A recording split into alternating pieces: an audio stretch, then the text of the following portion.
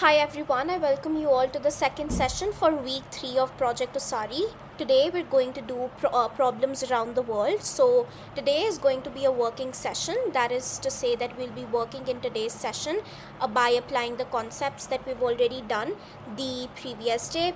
So before I begin with today's session, I want to give just a second. Yeah, I want to give a very quick recap of what we did yesterday. A problem is the gap between how things are and how they actually should be. Secondly, there are many problems around the world and all of them are heavily interconnected because we are social participants in all the activities that are happening around the world. Thirdly, as students and citizens of the world, we must care about these problems because sooner or later we will be affected by them. For example, there's inequality, there's poverty, there's climate change, and then there's lack of education around the world, which are really crucial problems, and as citizens and students we must care about these problems, right? So in today's agenda we'll be doing four things. Firstly, who can solve these problems. Secondly, examples of success and failure of institutions. Thirdly, case study on inequality, so that you get an idea as to how problems actually look like from the very core and how they can actually be solved. And fourth, we'll be doing some practice. Firstly, who can solve these problems? Now, we have already discussed that we discussed this yesterday, that institutions can solve the problems around the world. Firstly, we must understand that an institution is an organized body that helps the society function. There are many institutions in a society like businesses, schools, colleges, or universities, that is your educational institutions. Then governments, NGOs, courts, and international organizations like the UN, IMF, World Bank, etc. Now you see that I have highlighted governments here because that is what we're going to discuss in today's session. We're going to discuss the role of governments in solving these problems around the world. Why government specifically?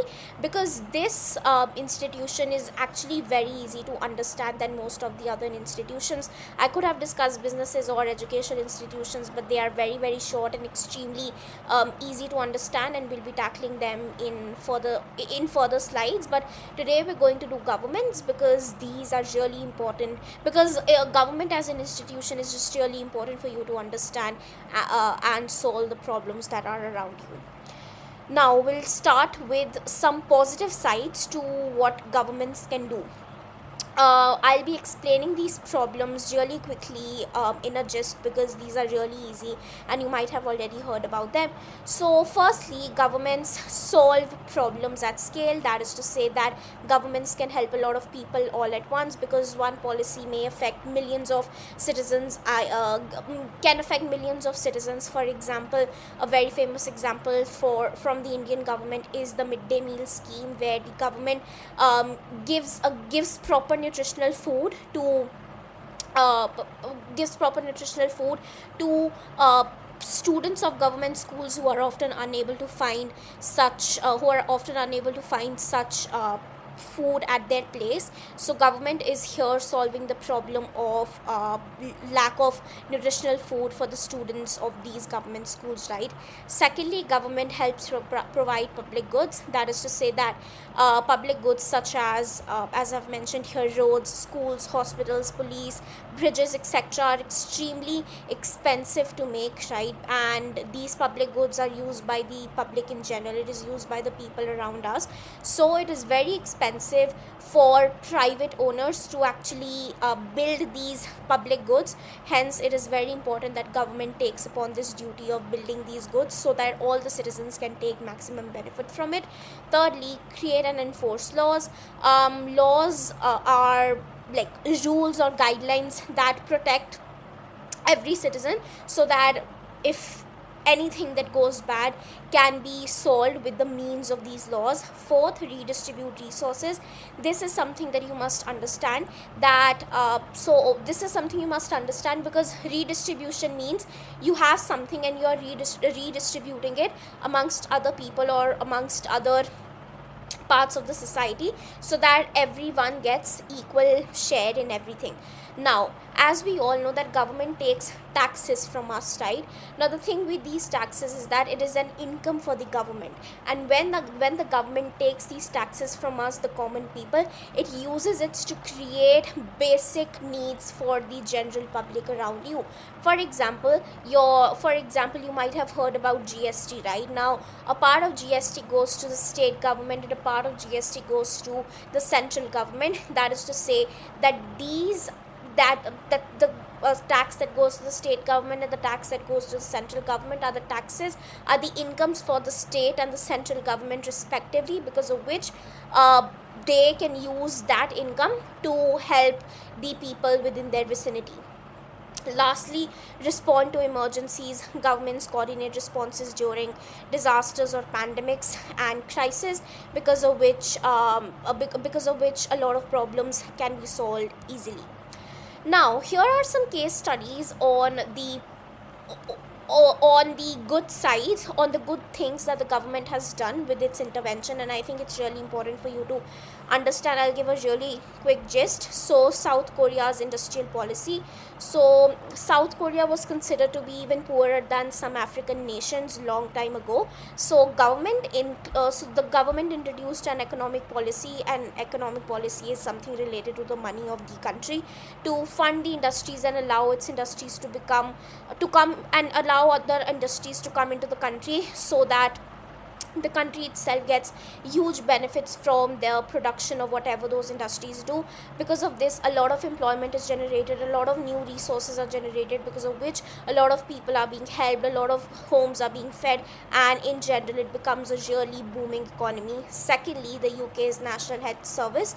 So before NHS, as it is called, people received healthcare based on their ability to pay. So for example, when before the NHS was introduced in the UK, you had to pay according to what your ability to pay was. So for example, if you are a rich person, you would like get the best care, you would get the best of opportunities, the best of healthcare opportunities to you, because you are able to pay, just because you're able to pay more. And if you are not as rich, if you're not as rich, you would have to compromise on the quality of the health benefits that you get. Thirdly is green revolution. I think this is something really important and very easy to understand, and I think all of you must have heard about green revolution. So green revolution was first introduced in India to curb the agricultural crisis that was going on in India in 1960s, when it was very close to when India had just gained its independence, although 12 years later, but still very close, because we were just trying to adapt to the new changes and the kind of cruelties that the British government had already imposed upon us. So during this time, India was totally dependent upon the US on its imports of food, because of which it was really difficult for the people of India to actually able to produce their own food and give employment to other people and improve their agricultural crisis. Hence, green revolution introduced HYV seeds and subsidized fertilizers for the farmers. That is to say, gave them fertilizers at a very very low cost. And because of this, just a second, wait.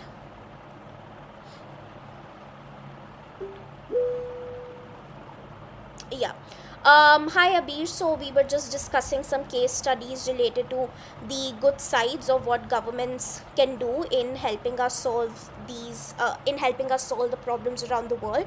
So you can just take on from whatever we're discussing here and just ask me your queries later. Fourthly is, as I was saying, green revolution is extremely important for us to understand as Indians, because this was a time when the productivity in terms of agriculture in India was really low, and India was totally dependent upon food from the US, and because of which it was not doing any good for us. Hence, green revolution really improved the quality of agriculture for the farmers here in India. Lastly, UPI. UPI was mainly done to formalize the banking sector in India, I think UPI is really common to all of us who are in India, because digital payments have become really easy for us, because of which all the small shopkeepers have now streamlined their operations, because of which all these small workers, all these small shopkeepers have been able to come to a really uh, have been able to acquire this really formalized structure where they can rely on the banking systems so that they can earn maximum profit and make hassle free payments.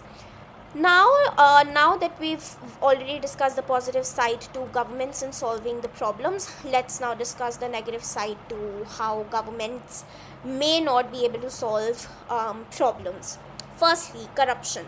And I think this is really important, because we know that government is replete with corruption at so many levels, and there are so many steps that one has to take to get a governmental work done. I mean, you might have heard from your parents or from your relatives how difficult it is to get a governmental document for a certain thing, because there's just so many levels, so much red tape surrounding governmental work, that it becomes really difficult for you to be able to actually commit yourself towards getting something governmental. Because of this, public money may be used for the private benefits, or only for private benefits of the politicians, rather than actually helping the citizens, that is us. Secondly, slow decision making. Governments often have many layers of approval and bureaucracy, that is to say, there are so many people that have to be consulted when one single decision has to be taken in any form of government, whether it's a democracy, whether it's an autocracy, because a lot of people have to be taken into consideration when making decisions, and a lot of people have to be consulted when taking a decision. Thirdly, short term thinking. And I think it is really important for all of you to understand this particular point, that governments in general only care about them getting elected in the future. Everybody knows that here in India, the tenure of any government is for 5 years, right?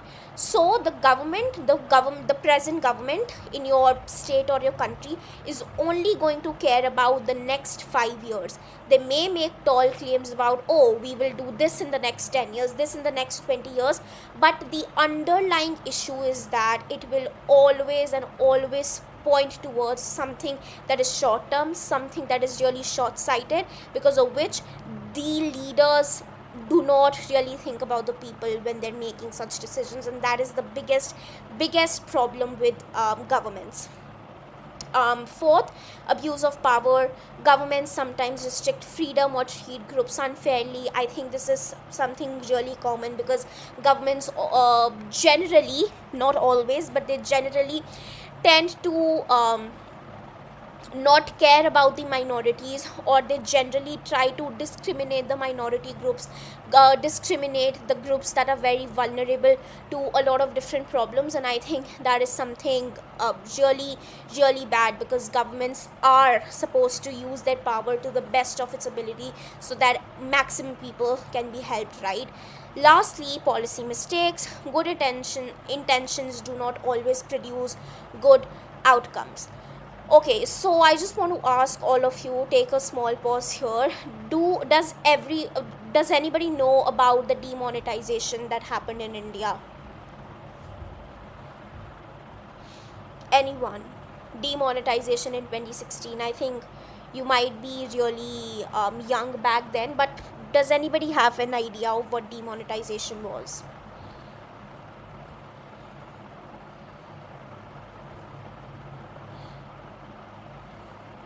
Okay, so demonetization happened in 2016 when the government discontinued the 500 and 1000 rupee notes, because because the government had to curb the tax evasion, and government had to curb the distribution of black money that was happening all around.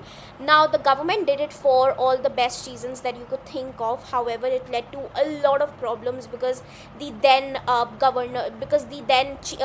I think the governor of RBI, no, sorry, the then financial minister had already said that this is going to create a lot of problems, because A, it is really rapid, and B, people do not have the time to sort of adapt to the kind of radical conditions this is going to create. So again, Governments might do some things with good intentions, but they may not always produce good outcomes.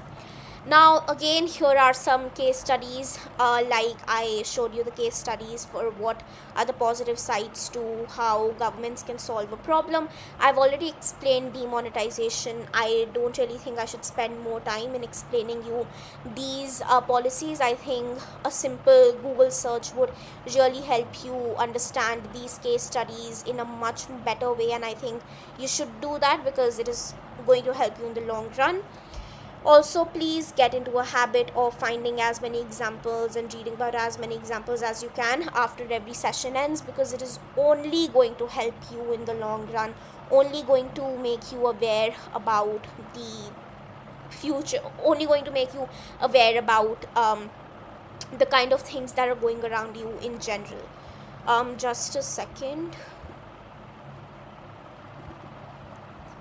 Yes. Okay, so now I'll read a scenario here and I want any one of you to answer the question. So there's a student A who goes to an elite private school, has tutors, stable internet, and parents who can help with homework. But student B studies in an overcrowded school, shares one phone with three siblings, and works after school. If both score differently in an exam, do you think it is fair? Open question, there's no wrong or right answer. Please feel free to unmute yourself and speak.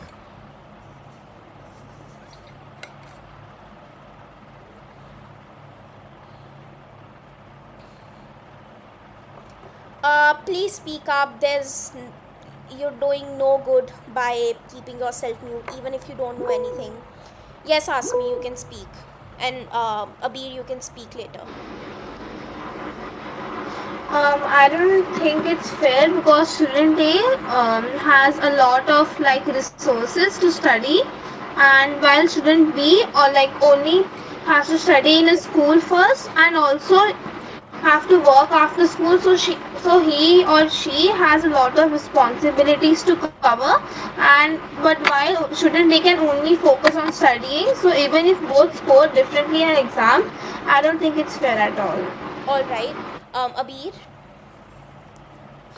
Yes, exactly like Asmi said, it isn't fair at all, but it also makes sense at the exact same time. Because if student A has a lot of time, has a lot of support, and a lot of resources, he probably would do better at Hmm. school. But a student B, like they said, has to study in an overcrowded school where he can't focus properly. She's one phone with three siblings, that like totally changes everything because now he can't freely do his work, and he also works after school. That means his complete focus isn't at school. Yeah, definitely. So I'll accept both of the answers because both of your answers were very well reasoned. Because again, Asmi's main focus was how student A has more resources to achieve better grades in school, while Abir's focus was how it does make sense because how student A had a lot of facilities that were in comparison much better than student B. So of course, so you see, there is a certain kind of inequality that existed between student A and student B. And that is why we're going to do a case study on inequality now. We need to understand that inequality occurs when people have unequal access to opportunities, resources, wealth, or power. Here, there was unequal access of opportunities and resources for both of the students. Otherwise, if you keep on going to the depths, there's a lot of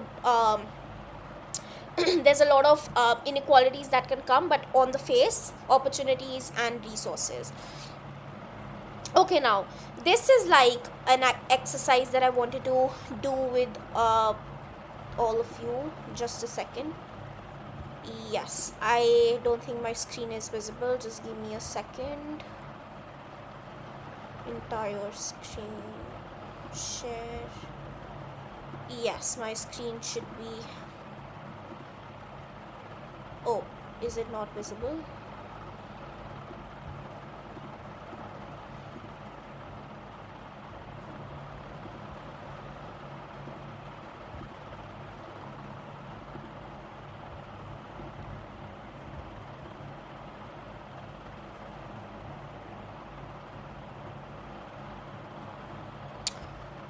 So sorry about that.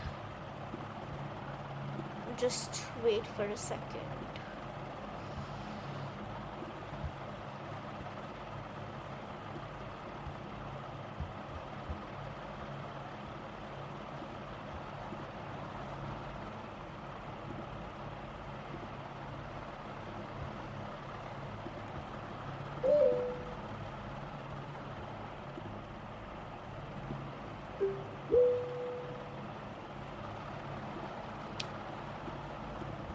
Okay. Yes, I hope my screen is visible. And Rubani, discussing. Uh, we were just going to discuss what are the reasons of why inequality might exist. So now again, this is all based on your voluntary answers. I'm going to write whatever you're going to speak. So feel free to give me reasons why do you think inequality exists in general.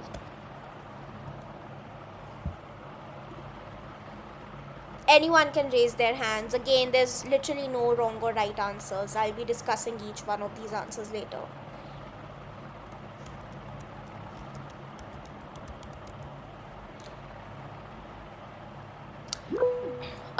Yes, Abir.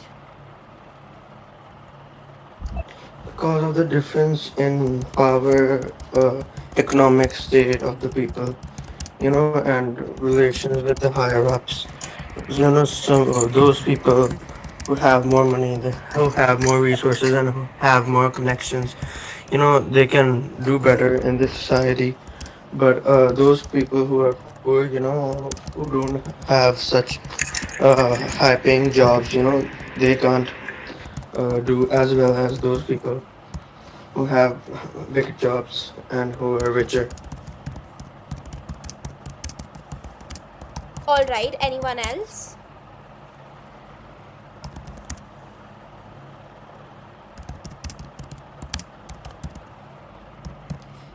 Anyone else? Ask me or Rubani. Yeah. Yeah. I think inequality exists, like obviously because of power and economic status, but like also because of judges on like caste or creed or of following a religion.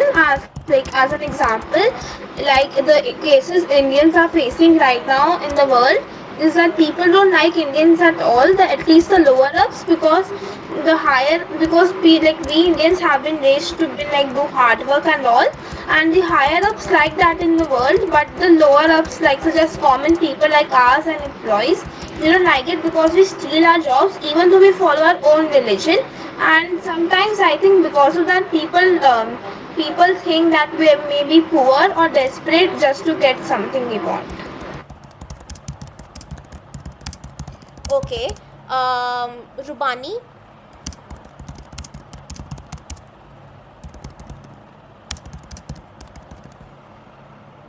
Um, yes, Abir. I still see your hand raised. Is there anything you want to speak? By mistake. Okay, no problem. Okay, is there anyone who wants to speak again any point?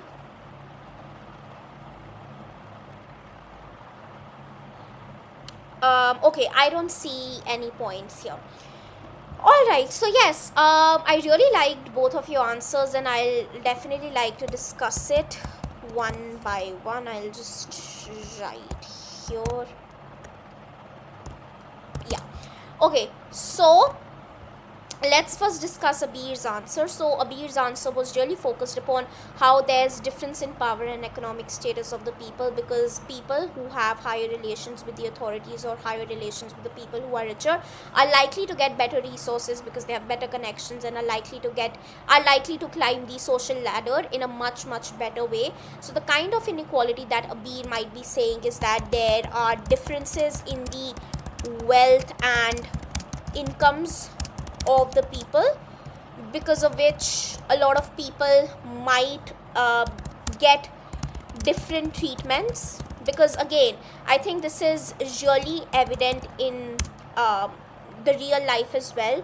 You might have noticed that people generally treat the individuals who have much higher power, who have much more status and money than the average normal person, because again, this is a very very big taboo still in this world, that wealth tends to accumulate.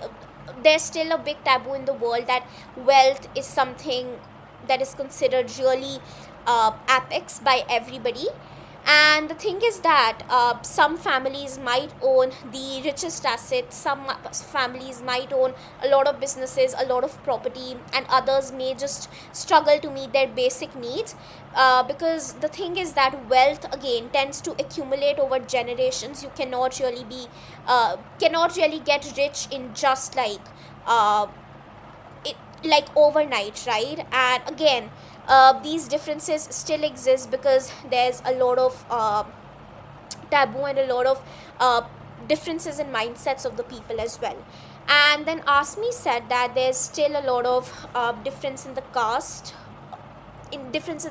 and social hierarchy. That is to say, people still treat uh, mostly Western people, as she said, still treat the ones from India or any country in South Asia, still they prejudice us as people who are desperate to get their jobs, who are desperate to get their resources, just because we want to work harder, just because we want to work better, right? Again, this is something based on years of discrimination, years of prejudice, years of depredation of all the qualities of years of depredation of our countries, because of which we are still attracted, we are still discriminated by these countries at such higher levels, because they still think that we are the ones who are they still think that we are the ones who are trying to steal all of their jobs and all of their opportunities, when in reality it is because of these countries that we do not have a lot of resources within our own country, right? We still are not able to climb up the social ladder, climb up the developmental ladder as fast as they can. Alright, so I think you all have a pretty good idea as to why inequality exists. Just really common ideas that I wanted to run by you were, firstly, I think it is also because of unequal access to education, because some people might get good schools and resources while others do not, and education is the baseline for any kind of problem around the world, any kind of career around the world. And better education often leads to better jobs, a better and more workable workforce, because of which they're able to generate more money, and it just helps a lot of people in general. And I think something that is really important for all of you to note here is also the historical advantages that a lot of the developed countries have. And I think this proves Asmi's points, that past systems such as colonialism or segregation or caste based exclusion can have long lasting effects, and inequality can persist even after laws change. And again, it is because of these countries, largely because of these countries, that we are still stuck in a vicious cycle of poverty. Please give me a quick thumbs up if you've understood everything. All right. Now, is inequality always bad? Yes or no? Honestly, I think all of you might know that inequality is bad, and a lot of you will answer that yes, inequality is bad. But I would definitely like if somebody comes up and gives me reasons as to telling me why inequality is not always bad. Anyone can answer.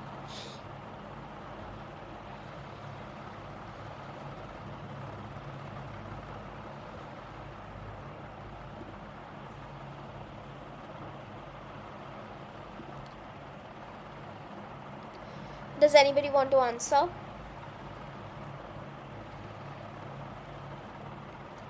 It's okay, you can just try, give me maybe a wrong answer even. Yes, Abir. Inequality could happen because those who are progressing in life, it can be a symbol of hard work and perseverance, you know. Those who are progressing in life, they're working hard, and thus they have more resources and facilities than the others at the present time. Yeah, I mean, this is one way to look at it. sure. Rubani?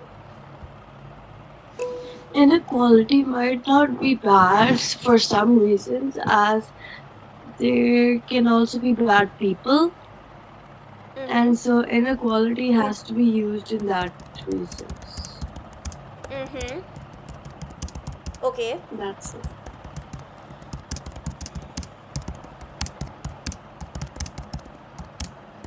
Ask me.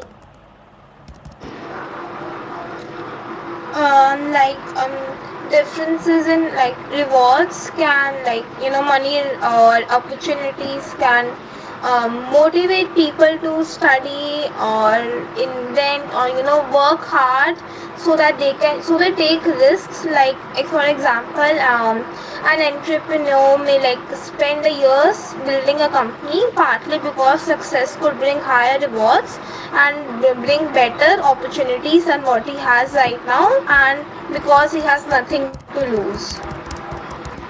Sure, understood. Just a second. Wait. Yes, Abir, you've raised your hand. I think another answer can be that some people just don't deserve to be at the top, because of their personality, their character traits. Sometimes it's just good to let them, stroll at the bottom. Sure.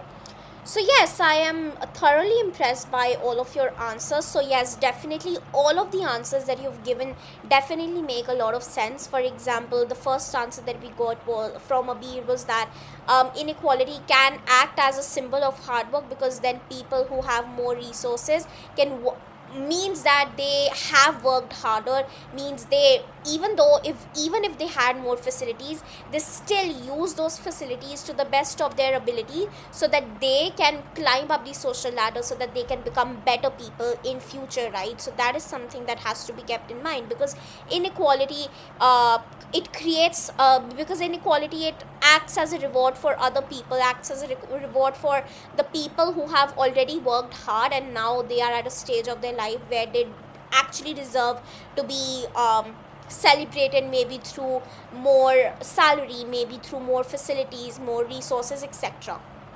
I would want to come to Rabani's answer at the very end. So let's discuss Asmi's answers. Asmi's answer, that was motivation for others.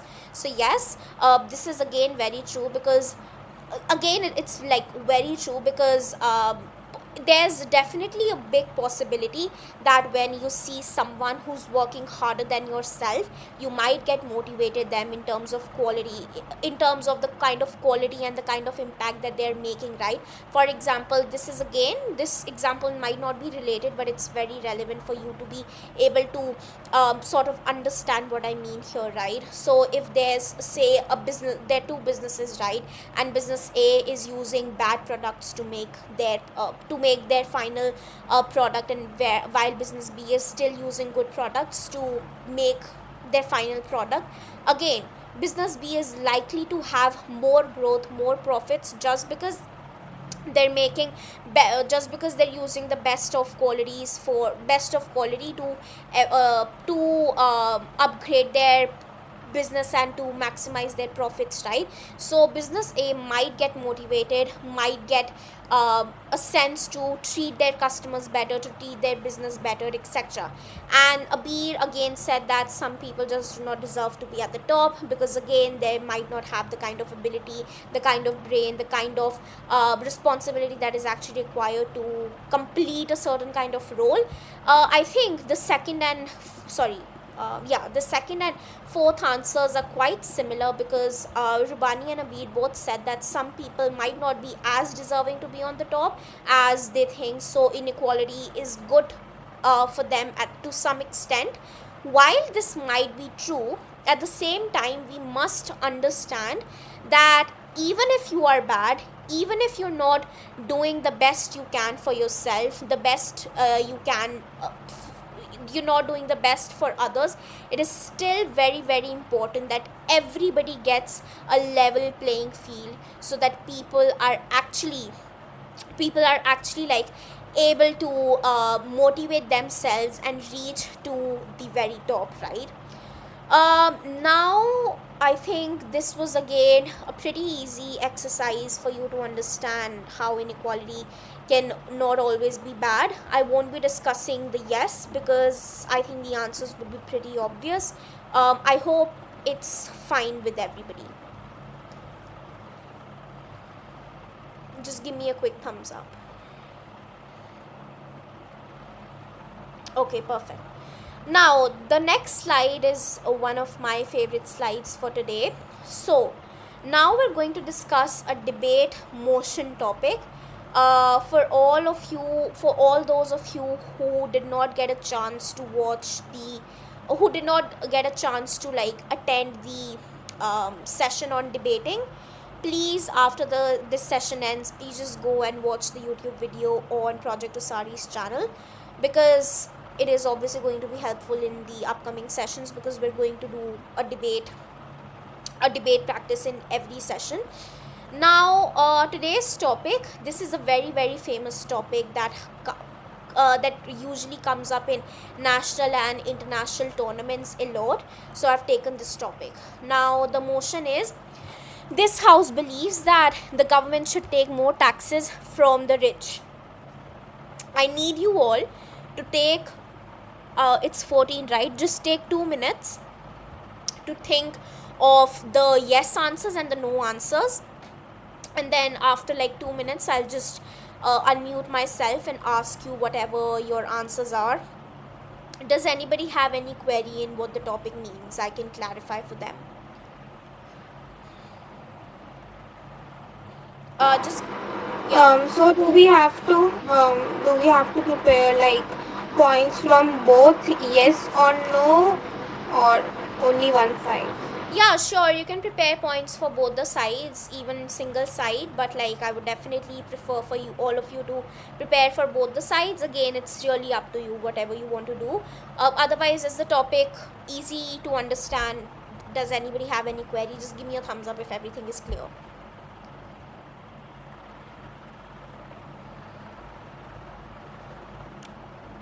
I hope it's clear. So your 2 minutes begin now, and I'll be muting myself for that moment.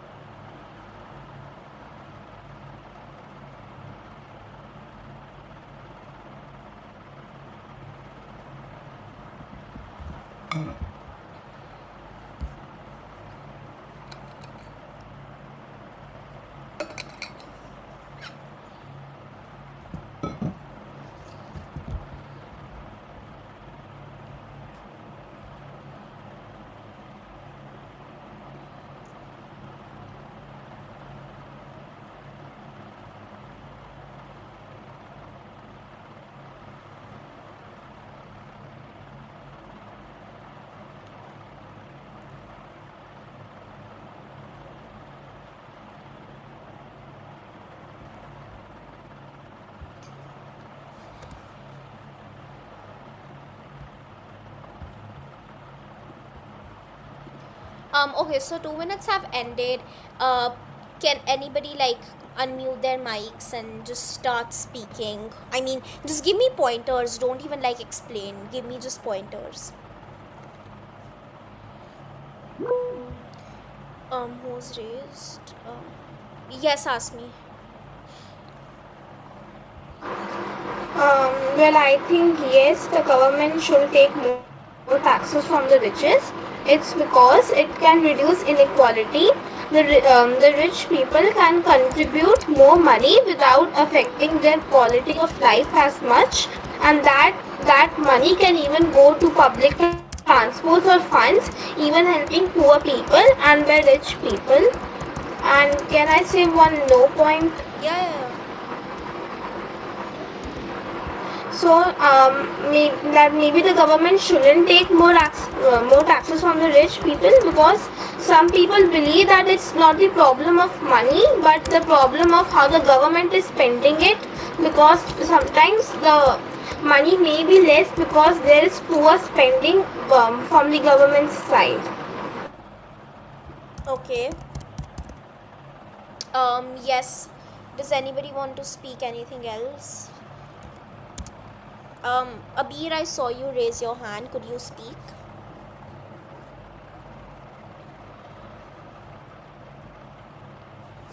According to me, the government should not take more taxes from the rich because that would like disrupt the most important rule of society, which is equality.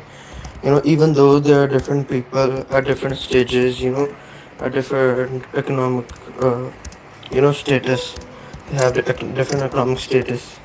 But if you take more taxes from a specific person, then there would no longer be equality, even if the other person has more money. Perfect. Rubani? Perfect. Rupani. I believe that yes, the House of Government should take more taxes from the rich, as the rich often use tax avoidance, offshore accounts, and loopholes to pay lower effective rates than ordinary I'm workers. so sorry you're Raising tax, so sorry to interrupt, but you're not audible clearly. Could you speak again? yeah. Yeah, you can speak. Now you're audible.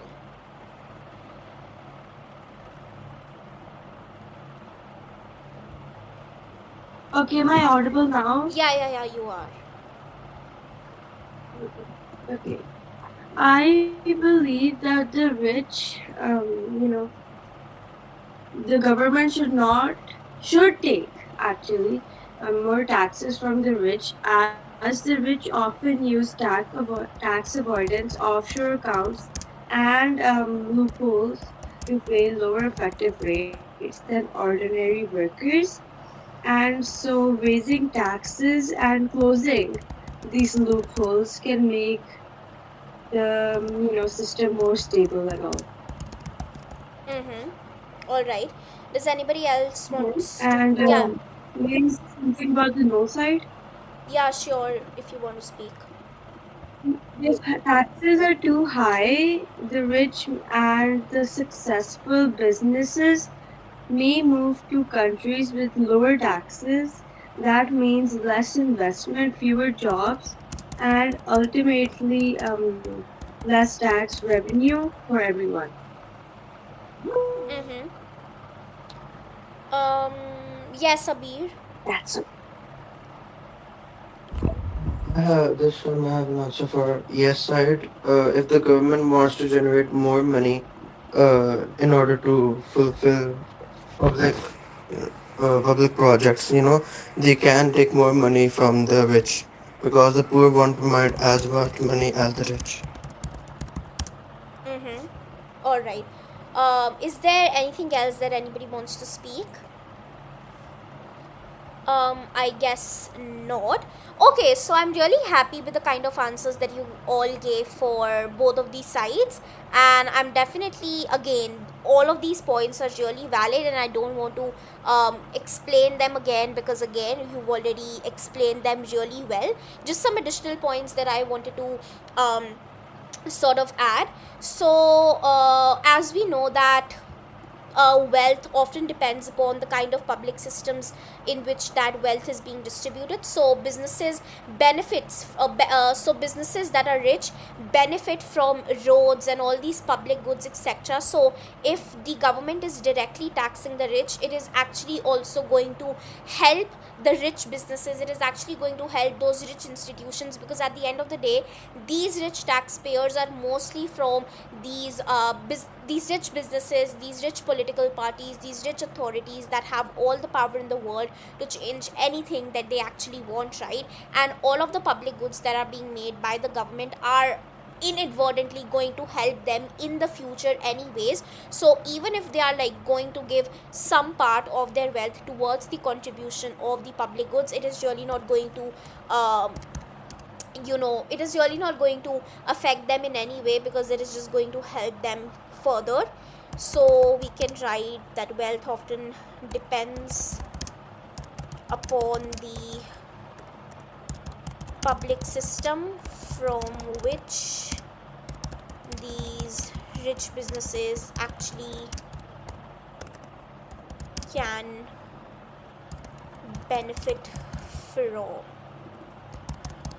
Okay, so again, just one point that I wanted to add here in the no section is that um, if like the government imposes a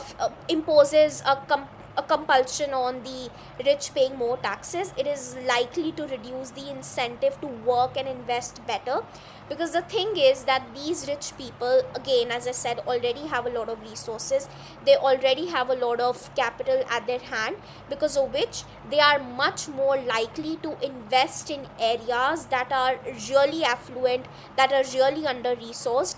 And the thing with this is that if the government like promotes them paying more tax, it is actually going to reduce their incentive to work better, it is actually going to reduce their incentive to sort of earn more money, and that is going to affect the society at the end of the day, because again, these rich businesses, these rich taxpayers are extremely important for the economy, because of the kind of taxes they pay, because of the kind of services that they provide to the public, to the government in general.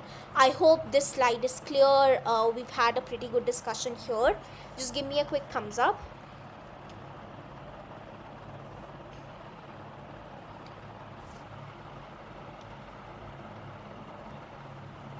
Does anybody, okay, just a second, reduces the incentive to work.